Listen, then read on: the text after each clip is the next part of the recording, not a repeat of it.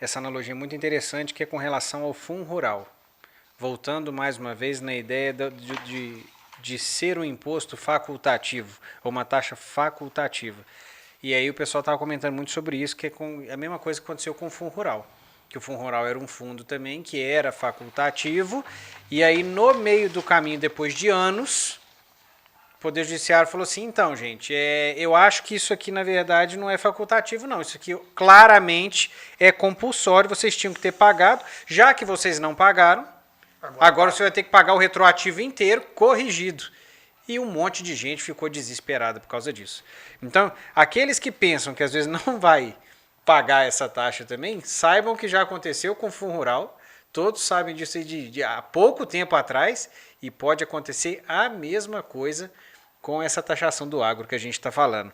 Muito importante, aqueles que já pensaram em escapar da bomba. Ô Leandro, voltando um assunto aqui, a questão do agro e esses produtores, principalmente produtor de grão, enfim, qualquer um da atividade, eles usam muito do recurso do capital do banco para poder fazer seus investimentos. E isso é uma fonte de crescimento do país, né? Esse capital do banco para poder fazer acontecer isso. E só para a gente ter noção do que é um imposto, o que um imposto desse reflete dentro da cadeia, quanto que a gente tem hoje de base aí de um financiamento que você vai fazer rural? Quanto que você paga por mês para utilizar de um crédito do banco, em média? Ó, de custeio... de custeio, vamos supor. O custeio é BNDES, Uhum. que é um banco público, que repassa através dos bancos privados ou não. Uhum. Né? Então, tem Banco Cooperativo, Banco do Brasil e tal. Uhum. O custeio agora saiu a 12,5% mais ou menos. 12,5%. 12,5%. Eu acho que foi 12%. Né, que emprestou. É um juros muito caro para os padrões internacionais. Você vai nos Estados Unidos, esses países mais desenvolvidos que têm uma característica, uma responsabilidade fiscal e tudo mais, esses juros para investimento é 1, 2% ao ano. 12% é cartão de crédito. Aqui é 12%, é cartão de crédito. É cartão de crédito. Você paga a taxa mínima do cartão de crédito, você vai poder pagar 12% ao ano. Lá.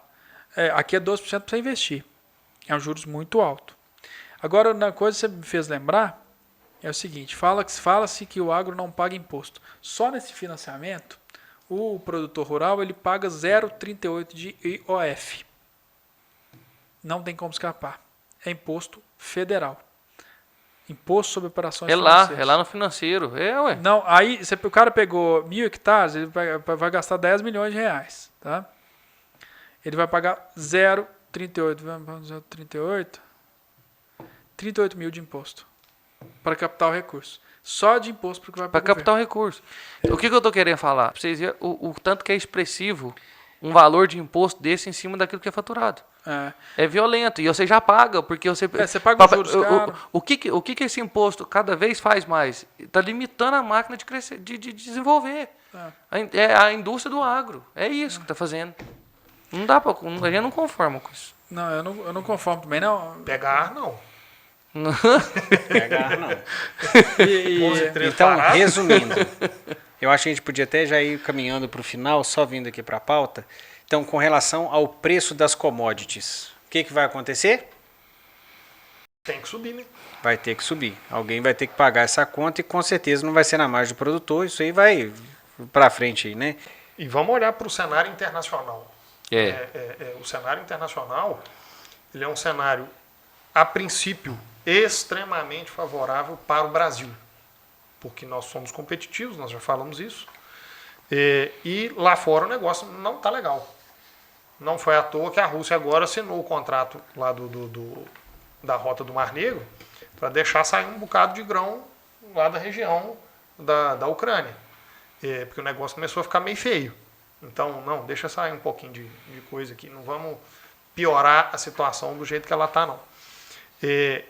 E a população do mundo, cada vez maior, demandando cada vez mais alimento. Passou agora, não sei, agora foi semana passada, exportação de milho para a China. Semana passada, né? Passou assim. Uhum. Então, a China vai comprar milho agora, finalmente, do Brasil. Não tinha comprado milho ainda. Então, cenário extremamente favorável. Falta de oferta de commodities do resto do mundo. Né? Argentina, Uruguai, que não faz cosquinha no mundo, mas Estados Unidos, praticamente não cresce mais a produção dele. O Brasil ainda cresce a olhos vistos. Infelizmente, no continente africano, o que cresce de produção é para consumo interno. Na Europa, não tem condições de crescer mais produção. Ucrânia, que está ali no meio da Europa, indo para a Ásia... O que produz destrói, né? Não vai produzir agora. Nos próximos anos, não produz nada. Então, quem tem que produzir comida? O Brasil. Brasil. E quem sabe disso? E quem sabe dessa informação privilegiada todos os instantes? Os governos. E é por isso que eles aumentam o imposto e reduzem a margem do produtor. Mas não vai deixar de exportar. Não vai deixar de ter o comércio lá fora. Porque lá tem gente precisando de comer cada dia mais. É verdade. Darius, depois você coloca na edição. #é-nós.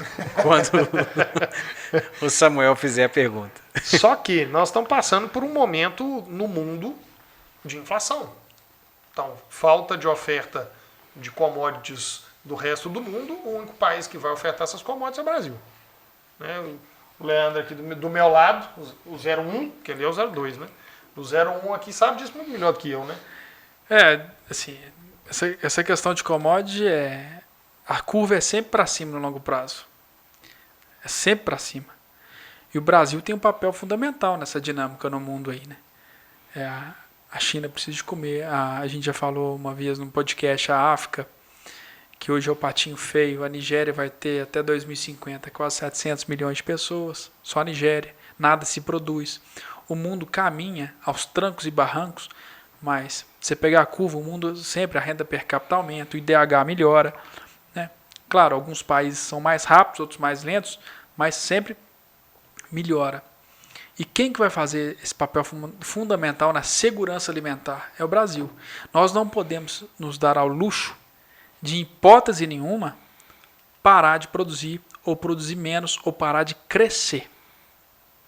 Ninguém está falando em desmatar.